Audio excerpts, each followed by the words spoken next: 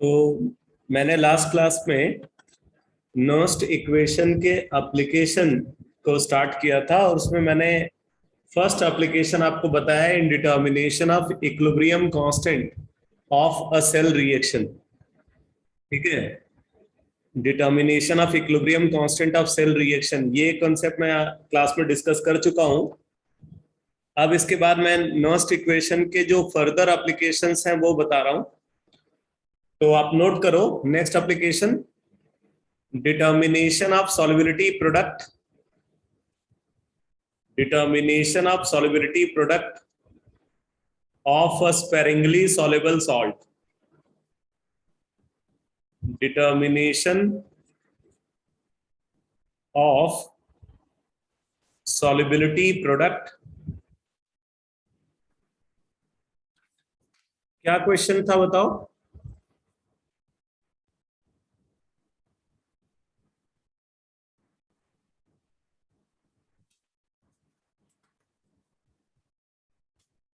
नमन,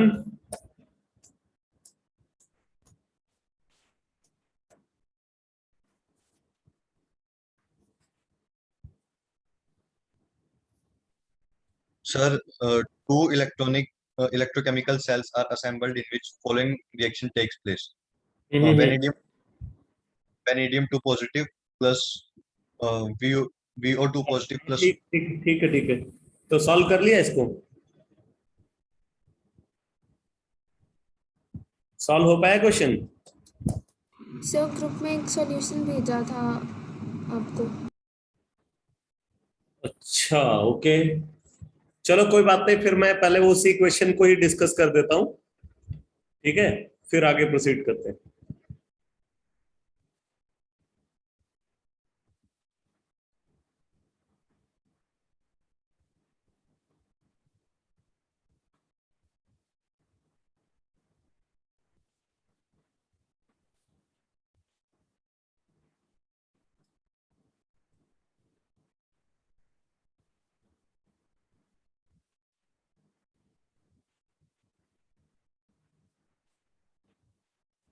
तो ये reaction given है, vanadium 2 positive plus oxo vanadium 2 positive plus 2H positive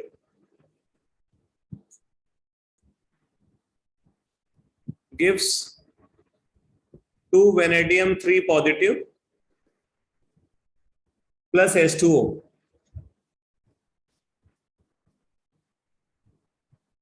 इसके लिए E1 नॉट वैल्यू गिवन है 0.616 वोल्ट। दूसरी रिएक्शन है vanadium 3 positive plus silver positive plus H2O gives oxo vanadium 2 positive plus 2H positive plus silver solid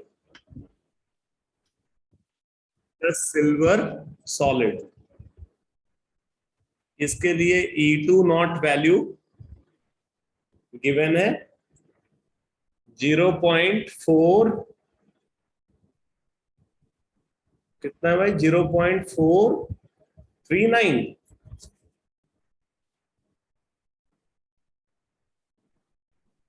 0.439, volt.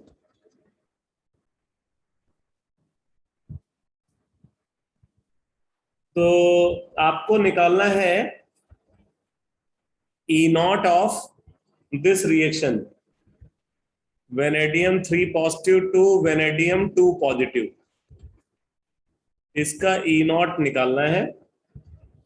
और एक information और given है, E naught of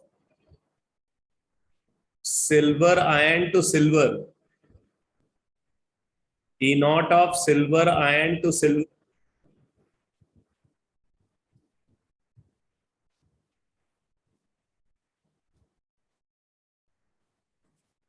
ये वैल्यू गिवन है 0.799 volt. तो अब आप यहां पे देखो, अगर हम इन दोनों रिएक्शंस को ऐड कर देते हैं, ठीक है, अगर इन दोनों रिएक्शंस को ऐड करते हैं तो ऐड करने पे क्या मिलेगा? इनको ऐड करने पे देखो, ऑक्सो वेनेडियम 2 पॉजिटिव कैंसिल हो जाएगा, 2H पॉजिटिव कैंसिल हो जाएगा, वेनेडियम 3 पॉजिटिव कैंसिल हो जाएगा, H2O कैंसिल हो जाएगा। तो अब यहां पे देखो क्या मिलेगा, यहां पे मिलेगा vanadium 2 positive plus silver ion, vanadium 2 positive plus silver ion gives vanadium 3 positive plus silver, ये मिलेगा। और इसके लिए जो ई नॉट होगा, यहाँ पे देखो ये दो नेट रिएक्शंस हैं जिनमें इलेक्ट्रॉन इन्वॉल्व नहीं है, और इनको ऐड करके हम तीसरी नेट रिएक्शन निकाल रहे हैं। तो यहाँ पे इनका इलेक्ट्रोड पोटेंशियल जो होगा या सेल पोटेंशियल वो एडिटिव होना चाहिए। तो E naught is equal to E1 naught plus E2 naught, E1 naught plus E2 naught, तो ये हो जाएगा 0.616 प्लस 0.439, ठीक है। तो ये आ जाएगा 1.055 वोल्ट, 1.055 वोल्ट। अब आप देखो, इसके लिए इसका जो ई नॉट हमने निकाला है, इसको हम क्या लिख सकते हैं? E naught is equal to, इसको हम लिख सकते हैं E naught is equal to E naught of vanadium 2 positive to vanadium 3 positive, जहां पे जो रिएक्शन स्पॉन्टेनियस मैनर में हो रही है उसके इलेक्ट्रोड पोटेंशियल को ऐड कर देते हैं, plus E naught of silver ion to silver. तो ई नॉट वैल्यू हमने निकाला 1.055 इज इक्वल टू ये इसके रिवर्स रिएक्शन का आपको ये निकालना है, तो आप इसको ऐसे भी लिख सकते हो, minus E naught of vanadium 3 positive to vanadium 2 positive plus E naught of silver ion to silver, ये 0.799 वोल्ट गिवन है, 0.799 गिवन है। तो यहां से आप निकाल लोगे E naught of vanadium positive to vanadium 2 positive, E naught of vanadium 3 positive to vanadium positive is equal to 0.799 minus 1.055। तो ये सॉल्व करके आ जाता है माइनस 0.25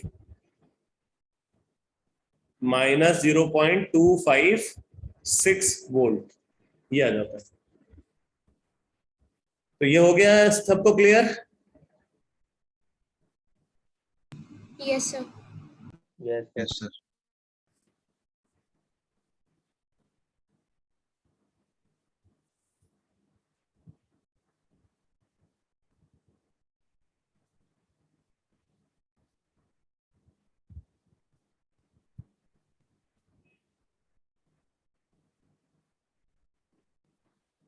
तो सेकंड एप्लीकेशन नर्स्ट इक्वेशन के लिए, determination of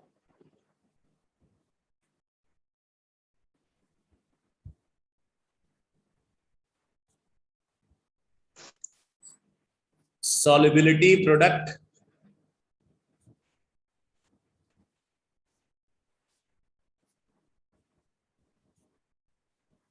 of a sparingly soluble salt।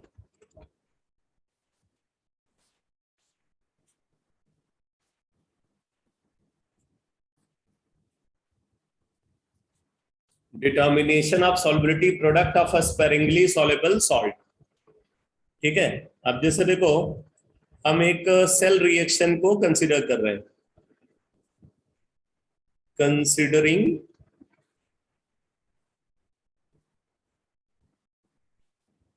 the following cell representation।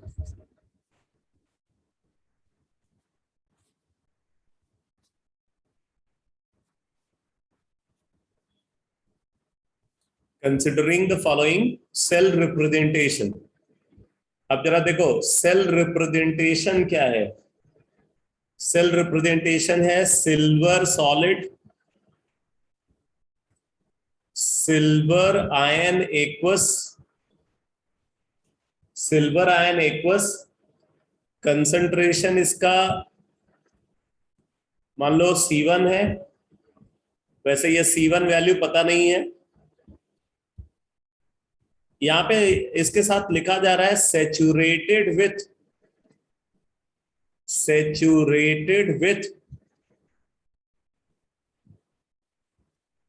Silver halide. ये जो सिल्वर आयन यहाँ पे है, सिल्वर आयन कंसंट्रेशन, ये सिल्वर हैलाइड के साथ सैचुरेटेड है। Silver halide is a sparingly soluble salt, तो जो इस सॉल्ट की सॉल्युबिलिटी है वही यहाँ पे सिल्वर आयन कंसंट्रेशन है। ठीक है, इसमें ये C1 वैल्यू हमें पता नहीं है, ये निकालना है। Salt press, silver ion aqueous of concentration C2, ये हमें पता है, ये नोन कंसंट्रेशन है। सिल्वर सॉलिड, ये एक सेल रिप्रेजेंटेशन गिवन। आप यहां पे देख सकते हो कि जो इलेक्ट्रोड हम लेफ्ट हैंड साइड में यूज कर रहे हैं वही इलेक्ट्रोड हम राइट हैंड साइड में यूज कर रहे हैं। तो क्योंकि दोनों साइड में हम सेम इलेक्ट्रोड यूज कर रहे हैं, इसलिए हम इसको कंसंट्रेशन सेल बोलेंगे। ठीक है, it is a concentration cell. मैंने आपको बताया था इलेक्ट्रोकेमिकल सेल में जो गैल्वेनिक सेल है, गैल्वेनिक सेल के दो क्लासिफिकेशन होते हैं। तो एक केमिकल सेल होता है और दूसरा कंसंट्रेशन सेल होता है। तो it is a concentration cell. और कंसंट्रेशन सेल के केस में मैंने आपको बताया था कि E0 ऑफ सेल हमेशा 0 होता है। तो in case of concentration cell E0 of cell is always 0। अब देखो यहां पे हम एनोड और कैथोड की रिएक्शन लिख रहे हैं, एनोड और कैथोड की रिएक्शन लिख रहे हैं। तो एनोड की रिएक्शन क्या होगी? Silver solid gets converted into silver ion aqueous plus electron. Silver solid gets converted into silver ion aqueous plus electron.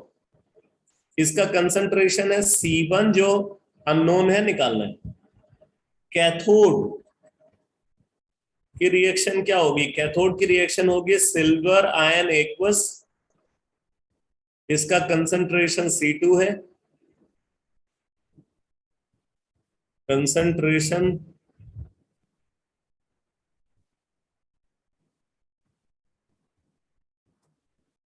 इसका C2 गिवन है, plus electron give silver solid.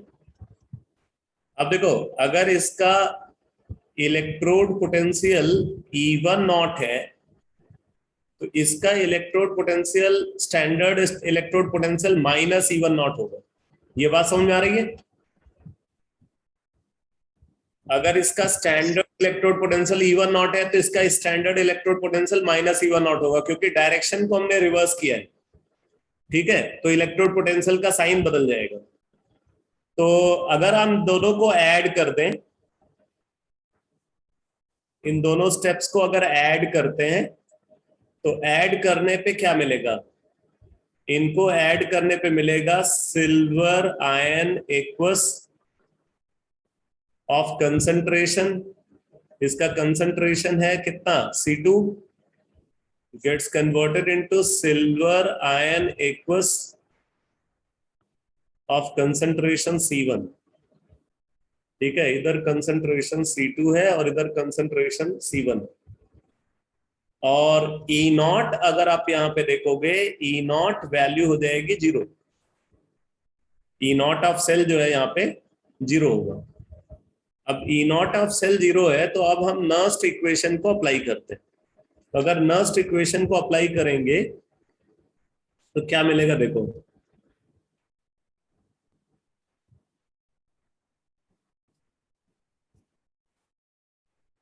EMF of cell is equal to 0 minus 0.0591 0.0591 by 1 एक electron का यहाँ पे change हो रहा है, ठीक है। 0.0591 बाई 1 log of 10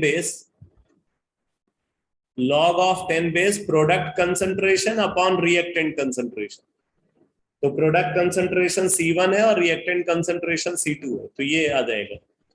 तो हम इसको ऐसा भी लिख सकते हैं, this implies EMF of cell is equal to 0.0591 log of 10 base C2 by C1, ये लिख सकते हैं, ठीक है। EMF of cell is equal to 0.0591 log of 10 base C2 by C1। तो यहां से अगर आप देखो तो यहां से लिख सकते हैं C2 by C1 is equal to NT log of EMF of cell upon 0.0591, ये लिख सकते हैं। तो फिर यहां से आ जाएगा this implies C1 is equal to C2 upon NT log of EMF of cell upon 0.0591, ये लिख सकते हैं। और यही हो जाएगा सॉलिबिलिटी, यही सॉलिबिलिटी हो जाएगी किसकी, ऑफ AgX, ये सॉलिबिलिटी ऑफ AgX हो जाएगा। Therefore KSP of AgX is equal to C1 square, ठीक है। KSP of AgX is equal to C1 square. तो यहां से आप सॉलिबिलिटी प्रोडक्ट निकाल दोगे। ये पूरा मेथड क्लियर हो गया? Yes. Yes. Yes.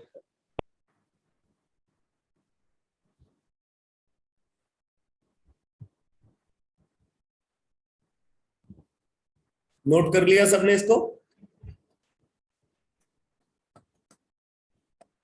Yes, sir.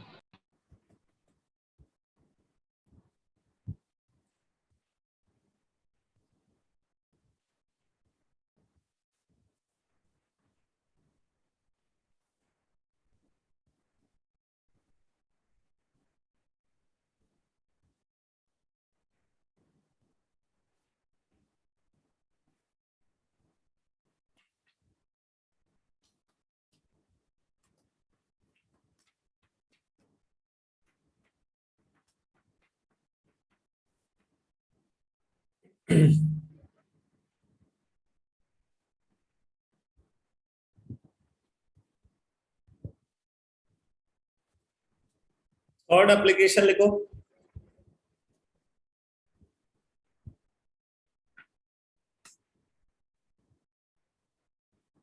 Third application in determination of dissociation constant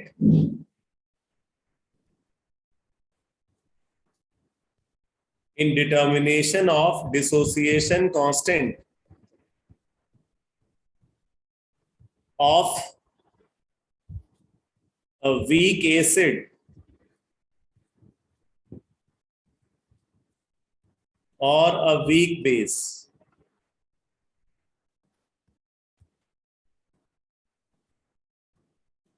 in determination of dissociation constant of a weak acid or a weak base, ठीक है।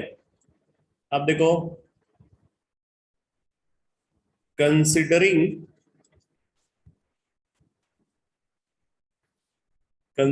the following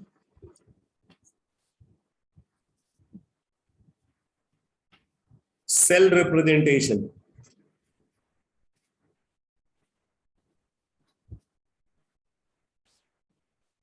considering the following cell representation। अब देखो cell representation ये given है, platinum solid, hydrogen gas, इसका partial pressure अगर given है 1 atmosphere, HA equals, ये HA जो है ये एक वीक एसिड है जिसका डिसोसिएशन कांस्टेंट नहीं पता है और कंसंट्रेशन इसका C1 है। इस वीक एसिड का कंसंट्रेशन C1 है, C1 हमें पता है, डिसोसिएशन कांस्टेंट नहीं पता। Salt bridge, copper 2 positive aqueous, मान लो इसका कंसंट्रेशन C2 गिवन है, एंड कॉपर सॉलिड, ये सेल रिप्रेजेंटेशन है। अब आप यहां पे देखो एनोड की रिएक्शन क्या होगी। तो अगर हम एनोड की रिएक्शन को कंसीडर करें तो ये रिएक्शन होगी, hydrogen gas gives 2H positive aqueous plus 2 electron, ये एनोड की रिएक्शन होगी। और इसका जो E0 होगा स्टैंडर्ड हाइड्रोजन इलेक्ट्रोड के लिए 0 होगा, तो ये वैल्यू 0 होगी। और यहाँ पे हाइड्रोजन आयन जो है वो कौन प्रोड्यूस कर रहा है, ये वीक एसिड प्रोड्यूस कर रहा है। तो वीक एसिड जो हाइड्रोजन आयन कंसंट्रेशन प्रोड्यूस करता है वो कितना होता है, अंडर रूट ऑफ KC होता है। यहाँ पे रूट KC1 हो जाएगा, तो हाइड्रोजन आयन कंसंट्रेशन यहाँ पे रूट KC1 होगा। अब जरा देखो कैथोड की रिएक्शन क्या होगी।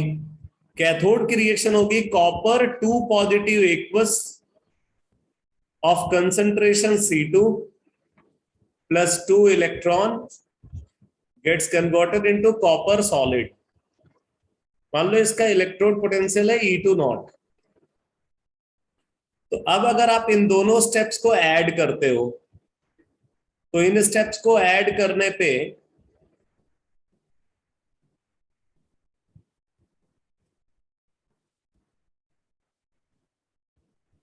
इनको अगर हम ऐड कर रहे हैं तो ऐड करने पे नेट रिएक्शन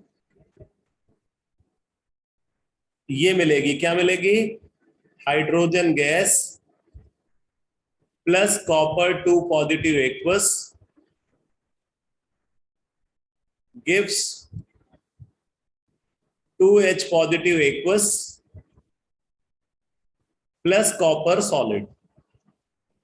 यहाँ पे अगर आप E0 ऑफ सेल देखोगे तो E0 ऑफ सेल जो है वो E2 नॉट के बराबर आ जाएगा। E0 of cell E2 not के बराबर होगा। हाइड्रोजन गैस का प्रेशर जो है 1 एटमॉस्फेयर गिवन है।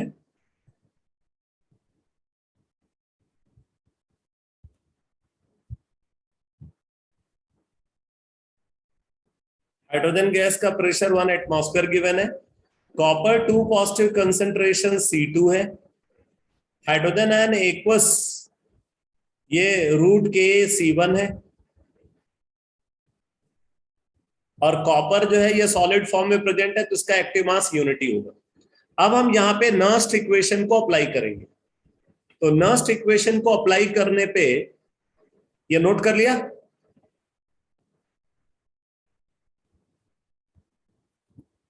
Yes. Yes.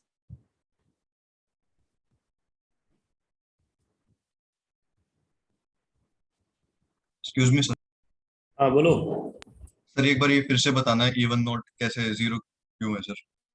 वो तो हाइड्रोजन के लिए ये स्टैंडर्ड हाइड्रोजन इलेक्ट्रोड का E0 वैल्यू 0 नहीं होता है। Yes sir, sorry sir. तो अगर हम यहाँ पे देखें तो EMF of cell is equal to E0 of cell. E0 of cell क्या आया, E2 नॉट, ठीक है। E0 ऑफ सेल आ गया E2 naught minus 0.0591 by 2 log of 10 base hydrogen ion concentration का square upon copper 2 positive concentration multiplied by partial pressure of hydrogen. ये होना चाहिए। EMF of cell is equal to E2 naught minus 0.0591 by 2 log of 10 base hydrogen ion concentration का square upon copper two positive concentration into partial pressure of hydrogen. तो फिर आप इसको लिख सकते हो EMF of cell is equal to E2 naught. E2 naught को आप ये भी लिख सकते हो E naught of copper two positive to copper minus 0.0591 by 2 log of 10 base hydrogen ion concentration root KC1 है, तो उसका स्क्वायर यानी कि KC1 divided by copper two positive concentration C2 और partial pressure of hydrogen 1 atmosphere है, तो ये आ जाएगा। ठीक है, अब यहां पे अगर आप देखो प्रॉब्लम में ये EMF ऑफ सेल गिवन होगा, E naught of copper two positive to copper ये गिवन होगा, C1 और C2 ये गिवन होगा। तो फिर आप यहाँ पे K अननोन है, तो आप यहां से K वैल्यू को कैलकुलेट कर सकते हो। इसको सॉल्व करके आप K को निकाल सकते हो। क्लियर है? Yes, sir. Yes, sir.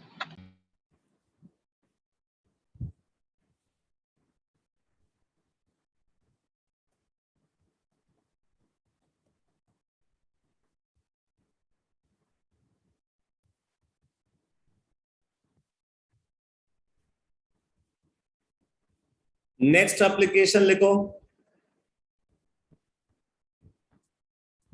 In determination of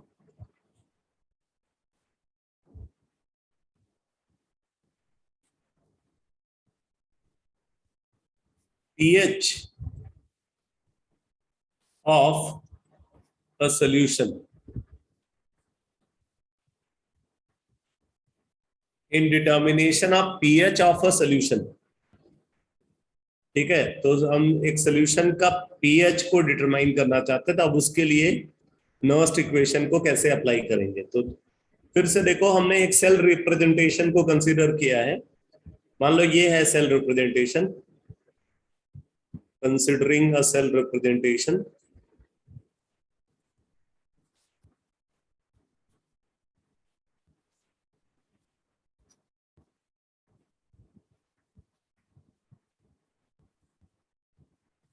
platinum solid, hydrogen gas, इसका पार्शियल प्रेशर 1 एटमॉस्फेयर है, H पॉजिटिव एक्वस,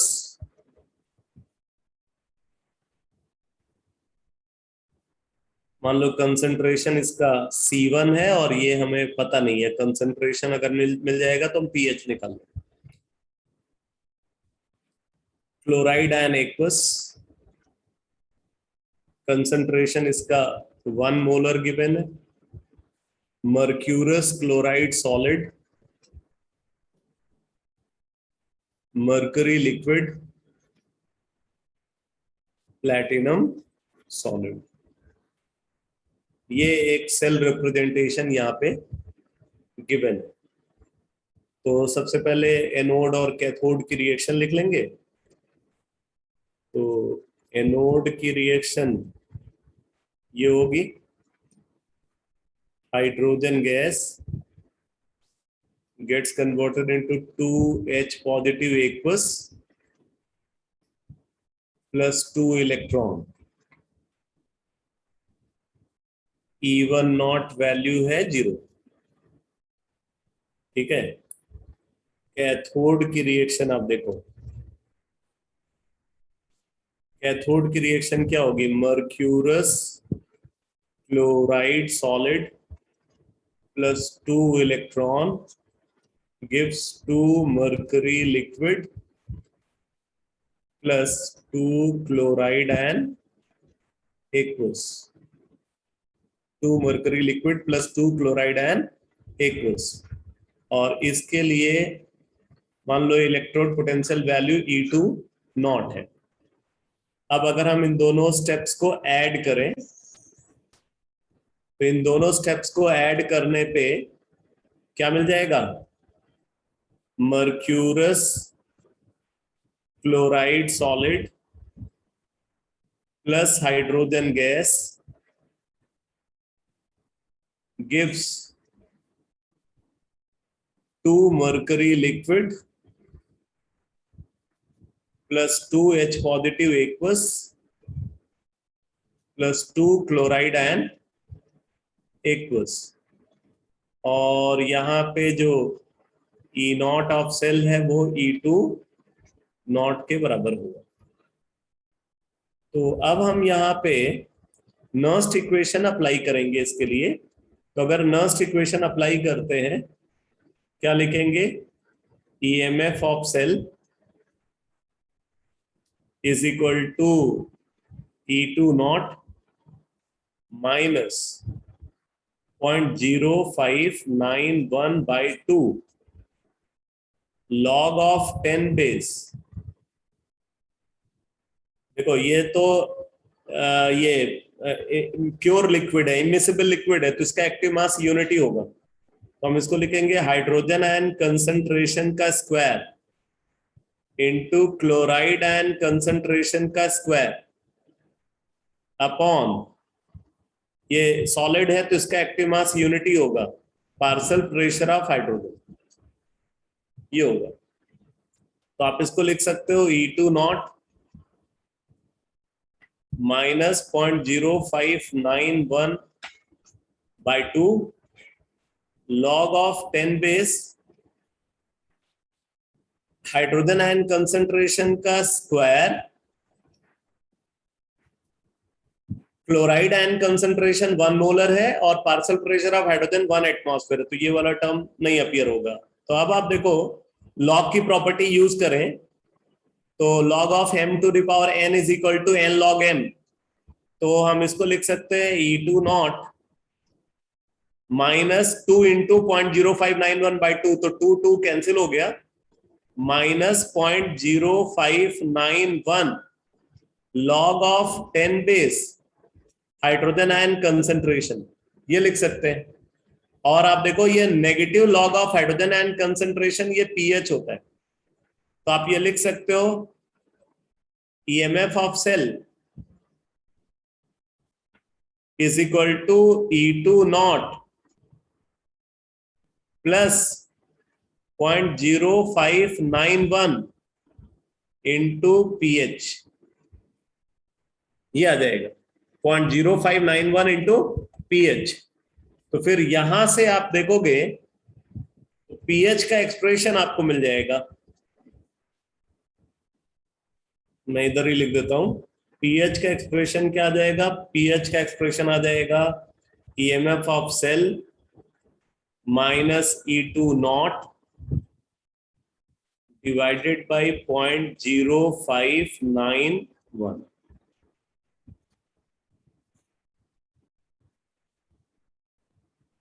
ये pH आ जाएगा। ये पूरा डेरिवेशन क्लियर हो गया? Yes, Yes, sir. sir. Yes, sir.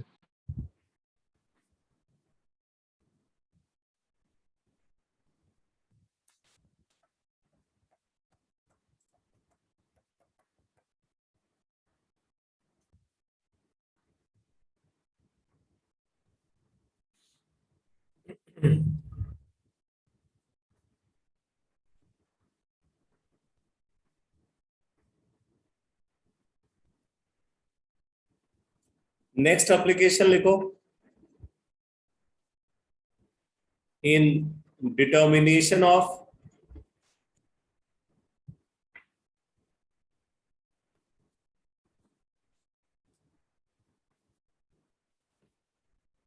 Temperature coefficient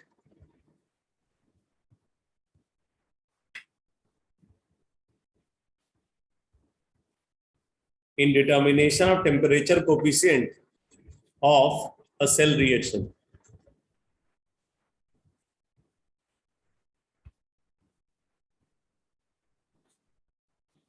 In determination of temperature coefficient of a cell reaction। तो अब ये बात आती है कि ये टेम्परेचर कोफिशिएंट क्या होता है, तो नोट कर लो। टेम्परेचर कोफिशिएंट के बारे में लिखो, variation of EMF of the cell, variation of EMF of the cell with respect to temperature, variation of EMF of cell with respect to temperature is given by variation of EMF of cell with respect to temperature is given by temperature coefficient of the cell reaction. Variation of EMF of cell with respect to temperature is given by temperature coefficient of the cell reaction. So temperature coefficient of the cell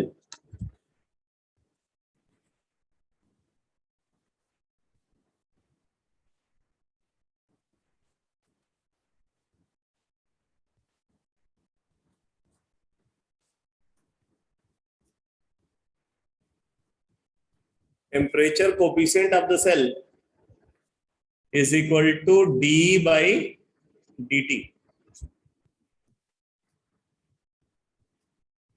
इसको temperature coefficient of the cell बोलते हैं। तो अब बात आती है कि d by dt कैसे डिटरमाइन किया जाएगा। तो अब देखो, considering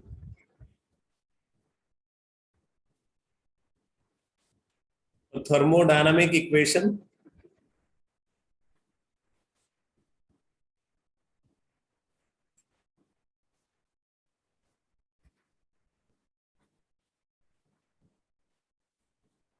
delta G is equal to delta H minus T delta S।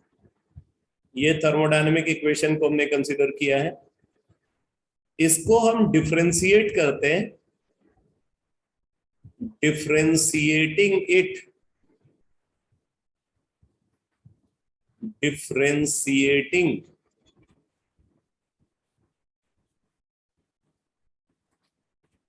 it with respect to temperature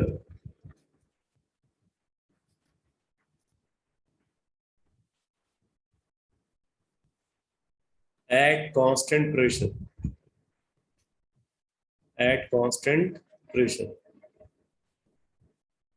ठीक है। तो क्या मिलेगा देखो, d delta G by dt at constant pressure is equal to d delta H by dt at constant pressure minus T times d delta S by dt at constant pressure minus delta S times d by dt of t, d by dt of t। तो ये हम लिख सकते हैं। इसको हमने differentiate किया है टेम्परेचर के रेस्पेक्ट में एट कांस्टेंट प्रेशर, तो ये मिलेगा। अब आप देखो, ये जो डेल्टा H है change in enthalpy of reaction और delta S change in entropy of reaction. Delta H change in enthalpy of reaction है और delta S change in entropy of reaction है। तो ये जो डेल्टा H और डेल्टा S वैल्यूज है ये टेम्परेचर के साथ निग्लिजिबली वैरी करती, ठीक है। तो यहां पे आप लिखोगे since delta H and delta S varies negligibly,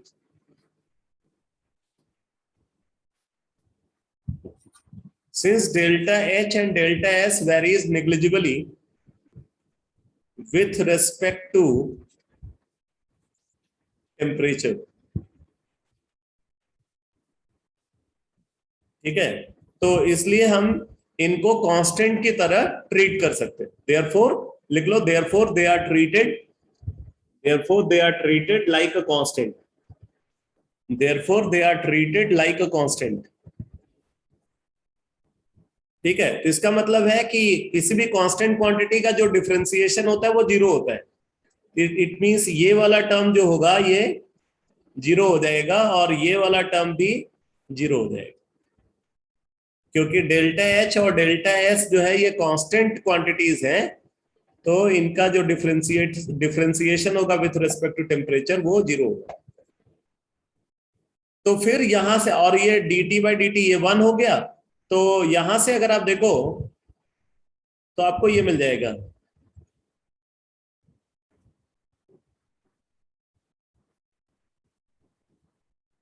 this implies delta S is equal to minus d delta g by dt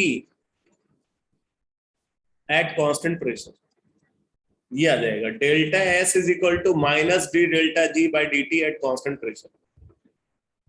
ठीक है, तो देयरफॉर अब इसको हम delta G is equal to delta H minus T delta S वाले expression में put कर देते हैं। तो therefore delta G is equal to delta H minus T into delta S. तो अब डेल्टा एस की जगह पे ये आ जाएगा, तो माइनस माइनस प्लस हो गया, plus T times D delta G by D T at constant pressure, ये लिख सकते हैं। ये क्लियर है सबको? Yes sir. Yes.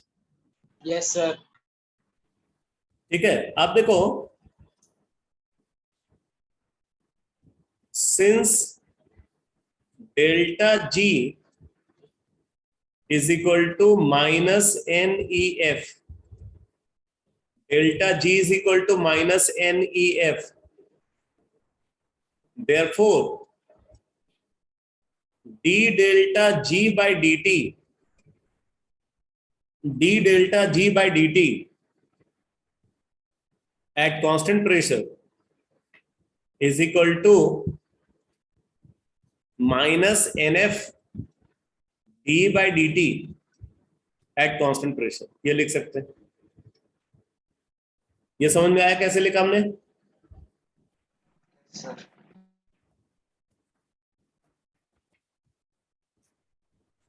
ठीक है, अब इसको जो है ये d delta g by D T at constant pressure को यहां पे पुट कर देते हैं। तो इसको पुट करने पे देखो क्या मिलेगा, डेल्टा जी की जगह पे माइनस NEF पुट किया, तो minus NEF is equal to delta H minus NFT d by D T at constant pressure. ये आ गया, ये d बाई डी टी ही temperature coefficient of the cell है। अब अगर हम माइनस NFT से डिवाइड कर देते हैं दोनों साइड में, माइनस NFT से दोनों साइड में डिवाइड कर दिया तो क्या मिलेगा, देखो E by T minus NFT से डिवाइड कर रहे, E by T is equal to minus delta H upon NFT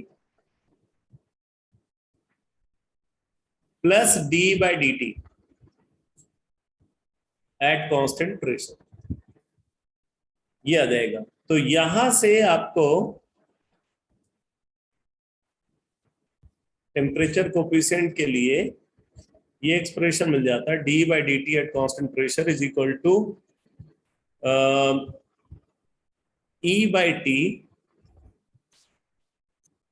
plus delta H upon NFT।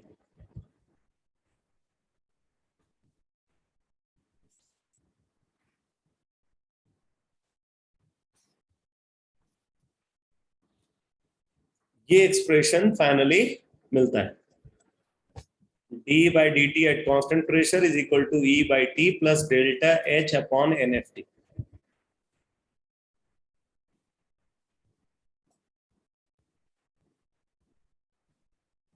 Sir ये सर सिर्फ कांस्टेंट प्रेशर के लिए एप्लीकेबल है? हाँ, ये कांस्टेंट प्रेशर को कांस्टेंट रखते हुए अगर हम टेम्परेचर को वेरी कर रहे हैं। यहां पे आप देखना, ये minus D delta G by D T at constant pressure ये देखो, ये हमने निकाला है D delta G by D T at concentration minus N F D by D T at concentration. तो आप ये इसको ये भी लिख सकते हो, ये आ जाएगा माइनस माइनस प्लस हो जाएगा, तो plus N F D by D T at concentration. कई बार टेम्परेचर कोफिशिएंट दे करके आपसे change in entropy of reaction calculate करने के लिए बोलते हैं, तो डी बाई डी टी वहां पे गिवन होगा और डेल्टा एस निकालना है, तो आप सीधे ये फॉर्मूला यूज कर सकते हैं। तो ये अलग अलग एप्लीकेशन है नॉस्ट इक्वेशन के, और अब मैं इन पे बेस्ड कुछ क्वेश्चन जो है सॉल्व कराने जा रहा हूं। मैंने एप्लीकेशन जितने भी हैं नॉस्ट इक्वेशन के, सारे एप्लीकेशन आपको बता दिए।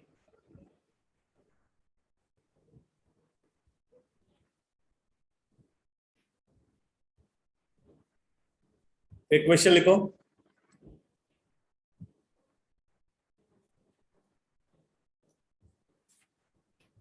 लिखो द एडिशन स्टोरेज सेल,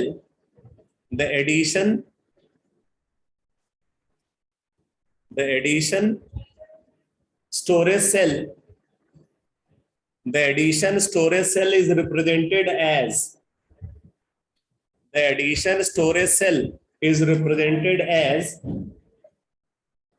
ये representation Fe solid, FeO solid, potassium hydroxide aqueous, Ni2O3 solid, nickel solid। ठीक है, ये एडिशन सेल का रिप्रेजेंटेशन है। अगर लिखो the half cell reactions are, the half cell reactions are, यहां पे जो हाफ सेल रिएक्शन ऑब्जर्व हो रही है वो गिवन है, Ni2O3 solid plus H2O liquid plus 2 electron gives 2 NiO solid, 2 NiO solid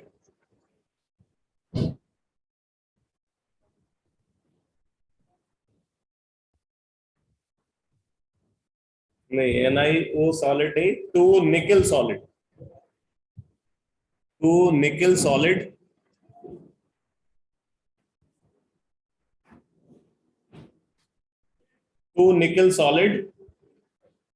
plus 2 hydroxyl ion. इसका E नॉट वैल्यू गिवन है 0.40 वोल्ट, 0.40 वोल्ट। दूसरी हाफ रिएक्शन गिवन है FeO solid plus H2O liquid plus 2 electron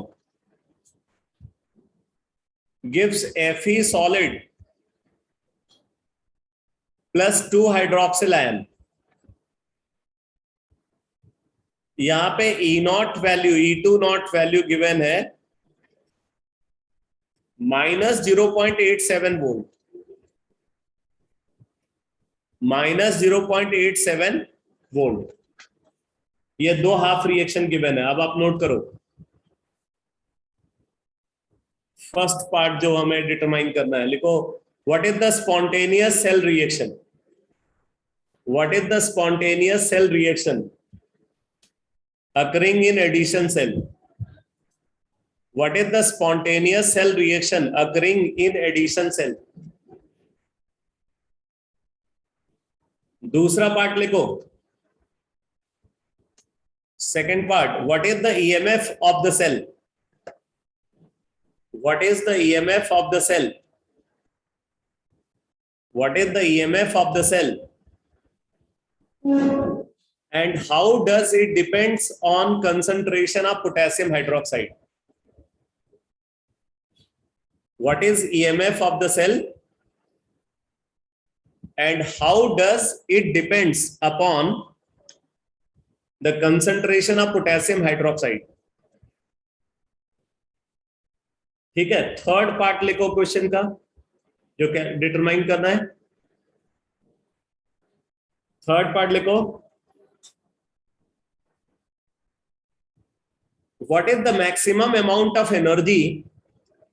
What is the maximum amount of energy that can be obtained? What is the maximum amount of energy that can be obtained? What is the maximum amount of energy that can be obtained from 1 mole of Ni2O3? What is the maximum amount of energy that can be obtained? What is the maximum amount of energy that can be obtained from 1 mole of Ni2O3 solid? 1 mole of Ni2O3 solid.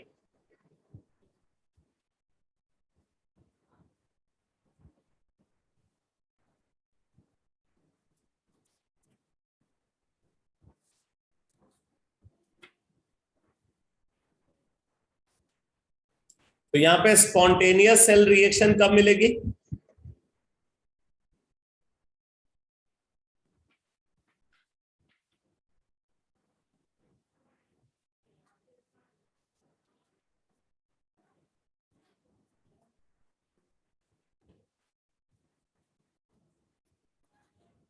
आपको ये देखना है कि spontaneous reaction के लिए delta G not जो है वो नेगेटिव होना चाहिए, और डेल्टा जी नॉट अगर नेगेटिव है तो ई नॉट पॉजिटिव होना चाहिए. तो कब ई नॉट ऑफ सेल पॉजिटिव आएगा ये बताओ.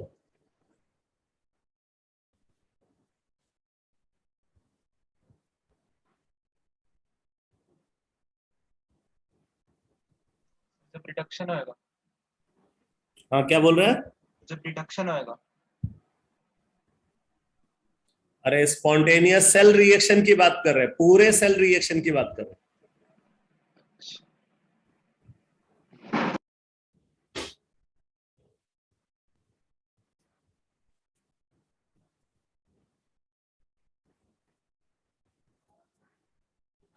अब देखो, अगर पूरा सेल रिएक्शन स्पॉन्टेनियस चाहिए आपको तो E naught of cell positive होना चाहिए. तो आप यहां पे लिखोगे फॉर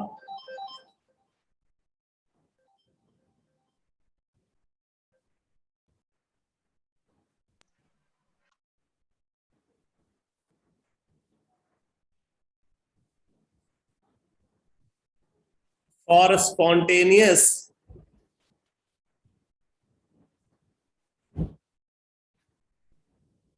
cell reaction,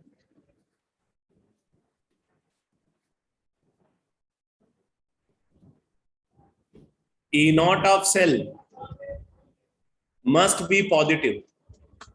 अब देखो E naught of cell कब पॉजिटिव आएगा? देखो यहां पे तो already E1 not value positive है.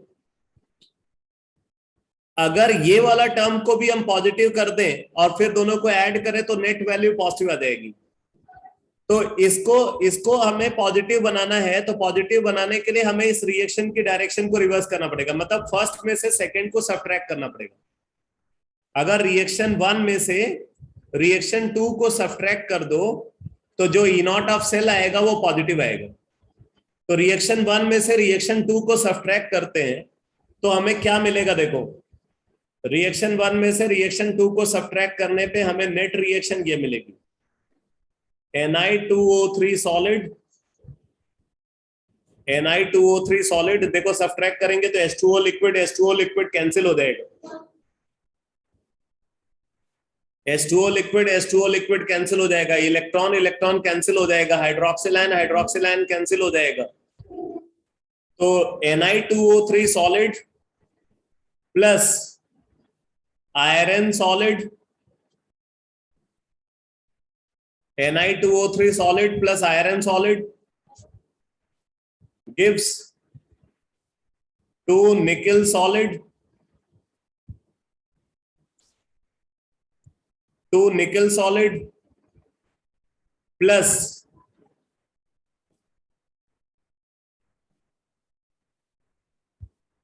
टू निकल solid plus FeO solid,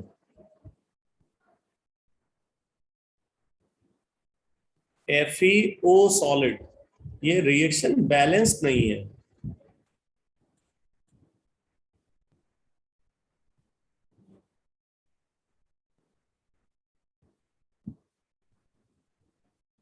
reaction balance नहीं है। 3 + 1 4, 2 + 2 4।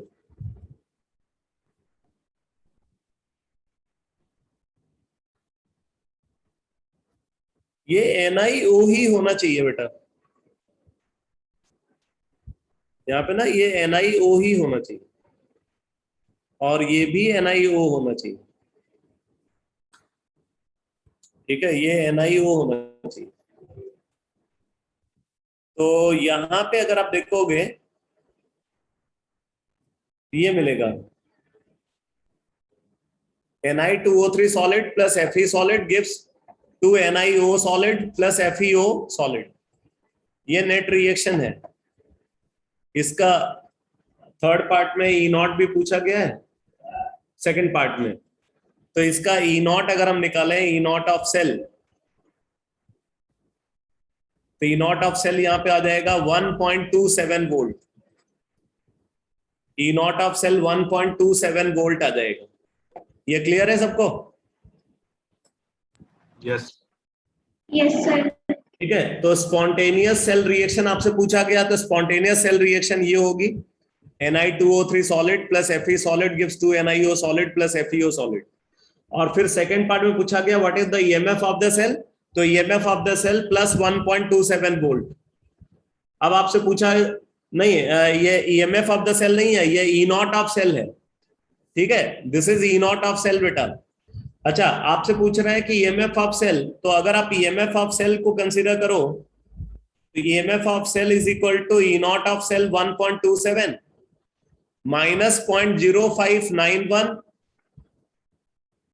Bye 2 log of 10 base. अब जरा आगे देखना, log ऑफ 10 बेस, देखो ये सॉलिड है तो इसका कंसंट्रेशन यूनिटी होगा।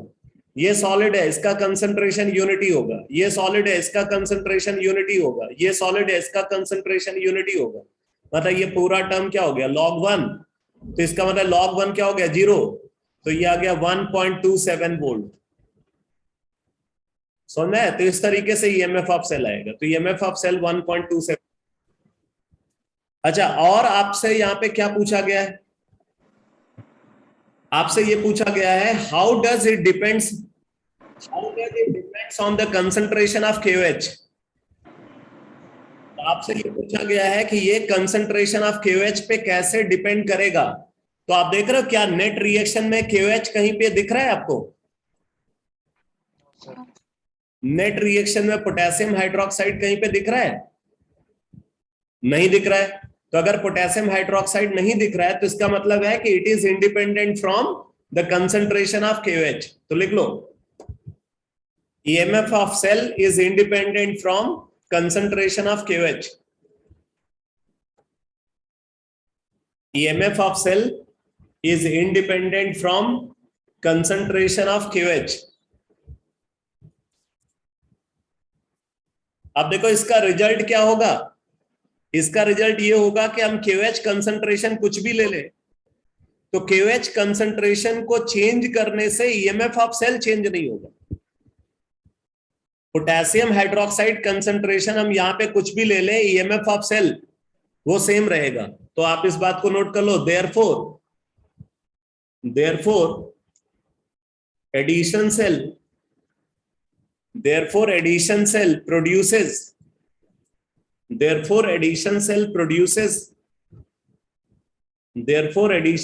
produces constant EMF।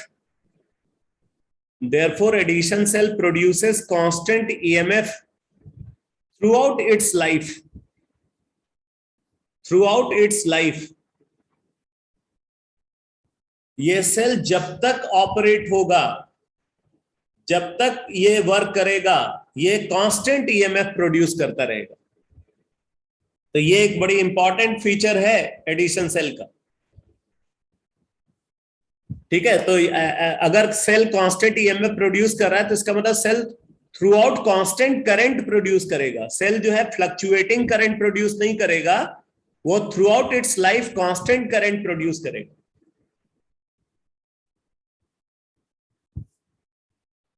अब इसके बाद देखो तीसरा पार्ट क्वेश्चन का बोल रहा है what is the maximum amount of energy that can be obtained from 1 mole of Na2O3 solid. तो आप देख रहे हो कि अगर 1 मोल Na2O3 सॉलिड का कंज्यूम किया जाता है तो 2 मोल इलेक्ट्रॉन का ट्रांसफर होगा। अगर 1 मोल Na2O3 सॉलिड कंज्यूम होता है तो 2 मोल इलेक्ट्रॉन का ट्रांसफर होगा, यानी कि 2 फैराडे इलेक्ट्रिसिटी पास करेगी। तो आप लिख लो नेक्स्ट पार्ट में, लिखो if 1 mole of Na2O3 solid, if 1 mole of Na2O3 solid is consumed, if 1 mole of Na2O3 solid is consumed during the reaction, then 2 mole of electron,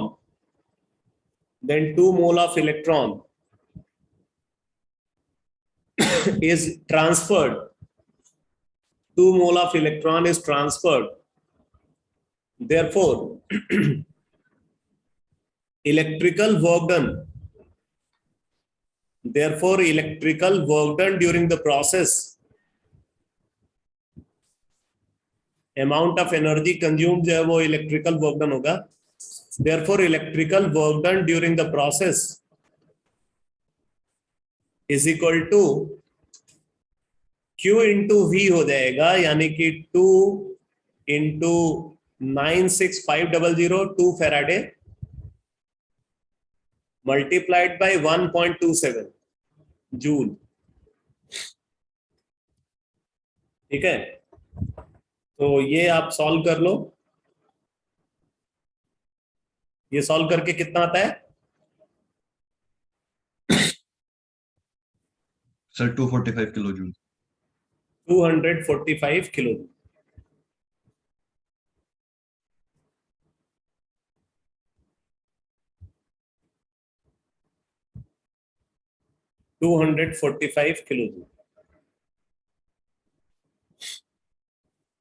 electrical work done 245 kilo joule. Next question लिखो।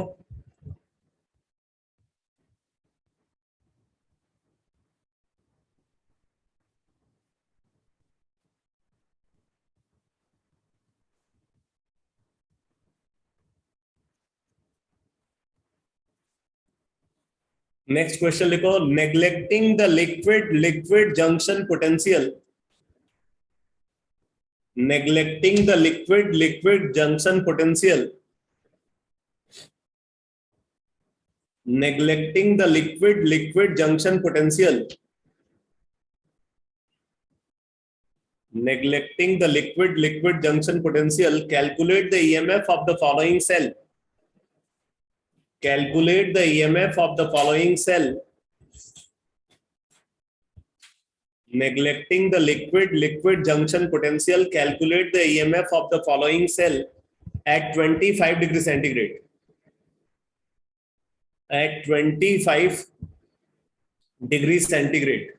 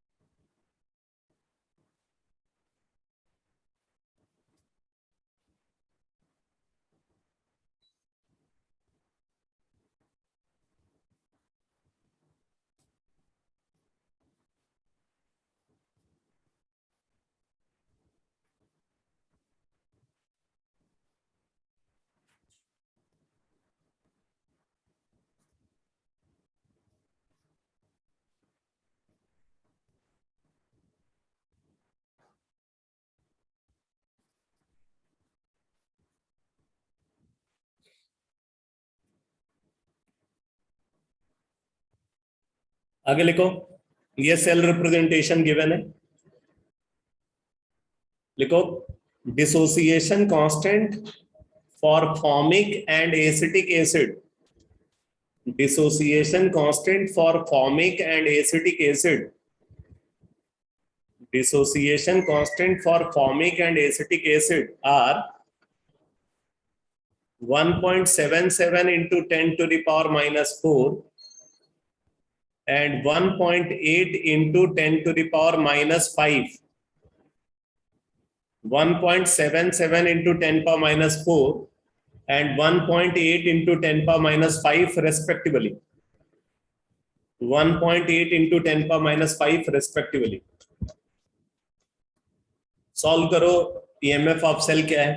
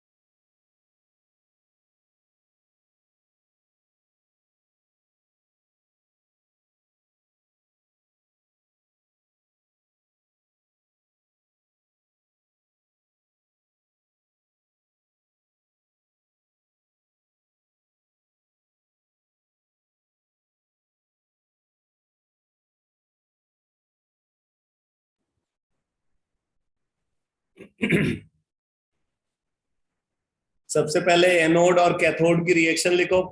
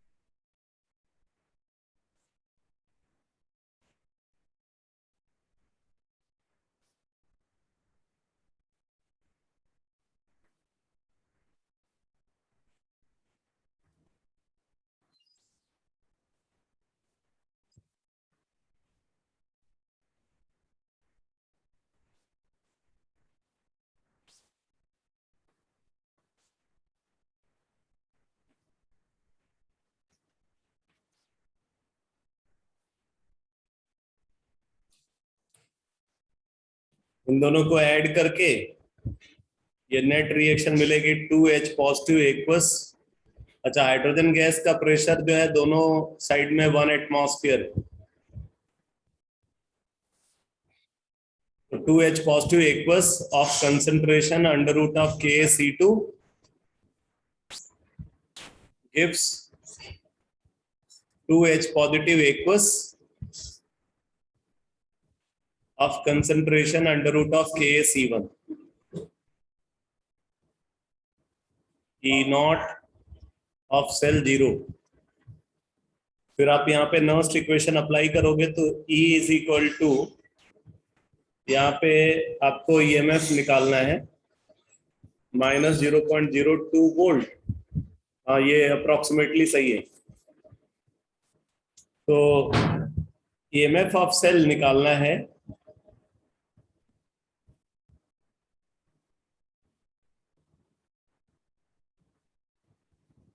EMF of cell हो जाएगा 0 minus 0.0591/2।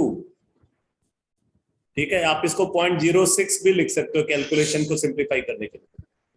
Minus 0.0591/2 log of 10 base इस hydrogen ion concentration का square, यानी कि के, अच्छा ये K1 है और ये K2 है बेटा, ये K2 होगा और ये K1 होगा। तो अंडर रूट ऑफ ये हाइड्रोजन आयन कंसंट्रेशन का स्क्वायर, तो K1C1 अपॉन K2C2 ये आ जाएगा। तो आप यहाँ पे वैल्यू को पुट करोगे तो ये आ जाएगा, ये माइनस 0.0591 को मैंने 0.06 ले लिया और माइनस को प्लस कर दिया, तो 0.03 log of 10 base K2C2 upon K1C1। ठीक है, K2C2 अपॉन K1C1, तो K2C2 हो जाएगा 1.8 इंटू 10⁻⁻5। ये K2 और ये C2 1.8 इंटू 10⁻⁻5 अपॉन K1, तो 1.77 into 10⁻⁻5, 1.77 into 10⁻⁻5 multiplied by 0.5, multiplied by 0.5। ठीक है, 1.77 इंटू 10⁻⁴ है इनफैक्ट।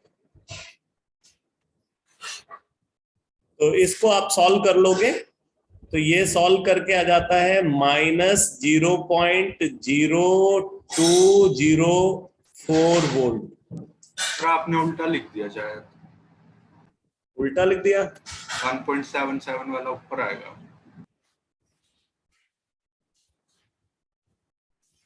सही है। इसका स्क्वायर होगा K1, तो ये K1 होगा। ठीक है ठीक है, ये उल्टा लिखा हुआ।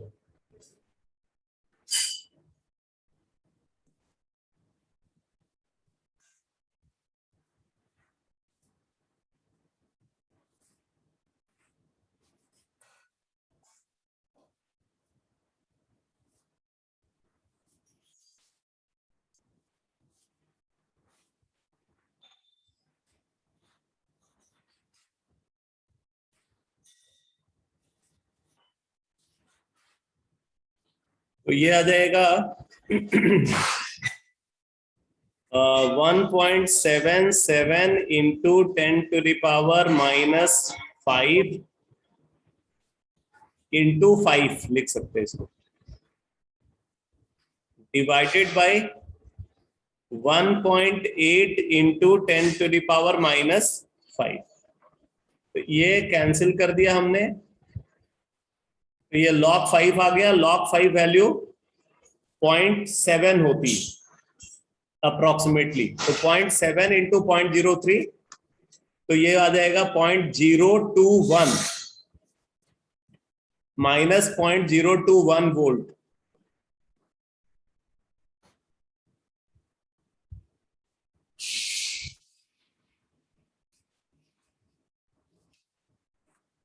ठीक है बेटा, सबको क्लियर हो गया ये? Yes sir.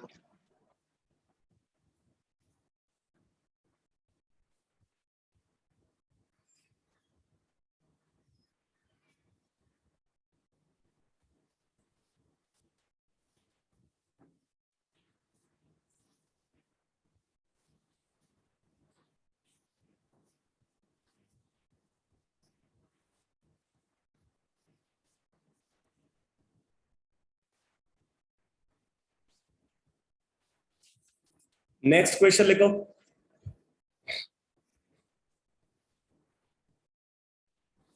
A 1 liter solution, a 1 liter solution contains, a 1 liter solution contains, a 1 liter solution contains 5 millimole of dichromate ion, 5 millimole of dichromate ion 15 millimole 15 millimole of chromium 3 positive, 15 millimole of chromium 3 positive, and has a pH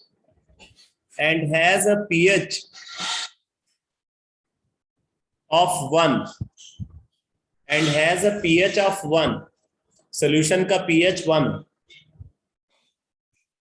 Find the electrode potential. Find the electrode potential. Find the electrode potential of the reaction. Find the electrode potential of the reaction. ये reaction given है Cr2O7 2 negative plus 14H positive plus 6 electron. कई बार unbalance reaction दे देते हैं यहाँ पे.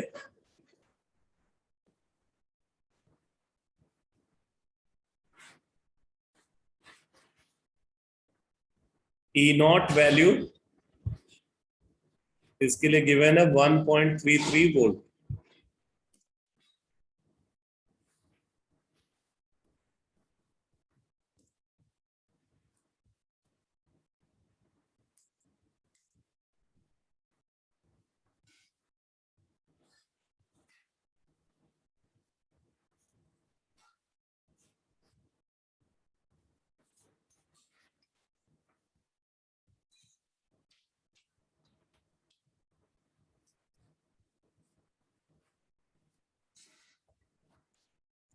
यही part है जिसमें सबसे ज्यादा प्रैक्टिस रिक्वायर्ड है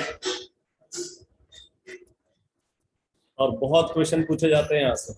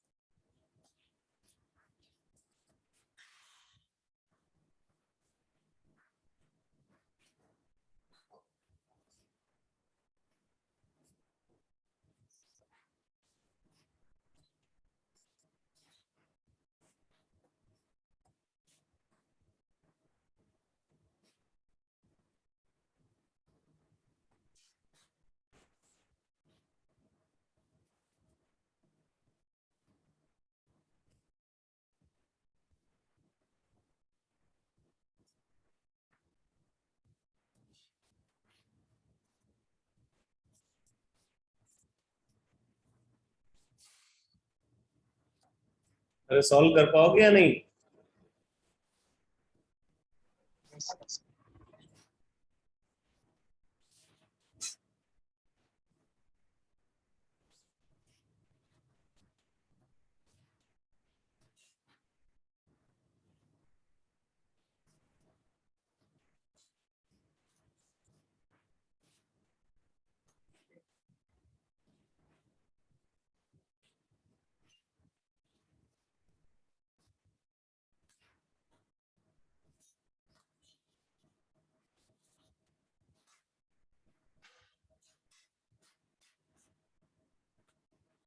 तो यहाँ पे आप बोलोगे E is equal to E naught 1.33 given है माइनस 0.06 अपॉन 6 0.0591 को मैं कैलकुलेशन को सिंप्लीफाई करने के लिए 0.06 ले रहा हूँ 0.06 अपॉन 6 इसलिए क्योंकि 6 इलेक्ट्रॉन का इन्वॉल्वमेंट है log of 10 base chromium ion concentration का स्क्वायर। तो आप देखो Cr3 पॉजिटिव का 15 मिलीमोल 1 लीटर में है तो 15 मिलीमोल पर लीटर यानी कि 15 का square into 10 to the power -3 का स्क्वायर तो 10 पावर -6 ये वाटर है तो इसका कंसंट्रेशन तो यूनिटी लेंगे ये लार्ज अमाउंट में प्रेजेंट होगा divided by dichromate ion concentration तो dichromate ion concentration 5 into 10 to the power -3 mole per litre into hydrogen ion concentration to the power 14 तो hydrogen ion concentration 10 to the power -1 है तो 10 power -1 to the power 14 10 power -14 ये आ जाएगा। तो अब आप देखो आप इसको लिख सकते हो 1.33 माइनस 0.01 लॉग ऑफ 10 बेस ये 45 आ गया 5 से ये कैंसिल करके 45 आ गया 10 पावर -17 जो है ऊपर गया तो 10 पावर -17 ऊपर गया 10 पावर 17 एंड 10 पावर -6 तो 10 पावर 11 तो आप इसको लिख सकते हो 1.33 minus 0.01 into 11 minus 0.01 into log 45 log 45 होता है 1.6542 इनफैक्ट ये वैल्यू प्रॉब्लम में गिवन भी थी तो log 45 1.6542 ठीक है तो अब यहां से आप सॉल्व कर लो तो 1.33 माइनस 0.11 ठीक है 0.11 और ये आ गया माइनस 0.016542 ठीक है तो ये सॉल्व करके आ जाता है इसको अगर हम सॉल्व करें तो ये अप्रोक्सीमेटली 1.21 वोल्ट आ जाता है 1.21 वोल्ट आ जाता है अप्रोक्सीमेटली सॉल्व करके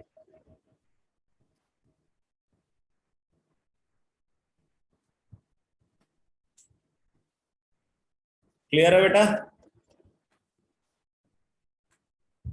यस Yes.